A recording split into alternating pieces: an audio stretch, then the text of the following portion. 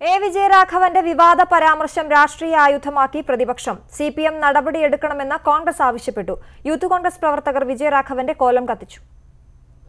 വനിതാ മതിലും നവോത്ഥാനവും പറയുന്നവർ യഥാർത്ഥത്തിൽ സ്ത്രീവിരുദ്ധരാണെന്ന പ്രചാരണമാണ് പ്രതിപക്ഷം ശക്തിപ്പെടുത്തുന്നത്. LDF കൺവീനറുടെ പരാമർശം ഇതിന് തെളിവാണെന്നും പ്രതിപക്ഷ നേതാക്കൾ പറയുന്നു. മുന്നണി കൺവീനർക്കെതിരെ മാതൃകാപരമായ നടപടിയെടുക്കാൻ CPM തയ്യാറാകണമെന്ന് KPCC അധ്യക്ഷൻ ആവശ്യപ്പെട്ടു. പാർട്ടി പരസ്യമായിട്ട് മാപ്പ് പറയാൻ തയ്യാറാകണം. മാത്രമല്ല LDF കൺവീനർക്കെതിരായിട്ട് ശക്തമായ അച്ചടക്ക നടപടിക്ക് അദ്ദേഹത്തെ വിധേയമാക്കുകയും ചെയ്യണം.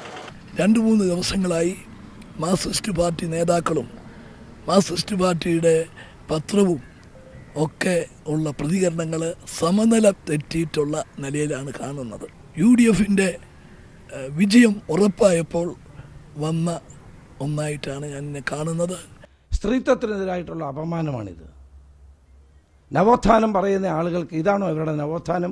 വിജയരാഘവനെ പിന്തുണച്ചുകൊണ്ടായിരുന്നു മണ്ഡലത്തിലെ CPM സ്ഥാനാർത്ഥി PK ബിജുവിന്റെ പ്രതികരണം. ഞാൻ ആ വീഡിയോ കണ്ടതിനകത്തൊന്നും UDF സ്ഥാനാർത്ഥിയുടെ പേര് ഒരു സ്ഥലത്തും പരാമർശിക്കുന്നത് കണ്ടിട്ടില്ല.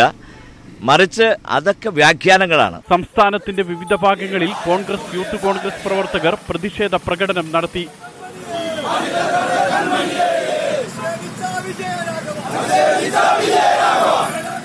News desk News 18.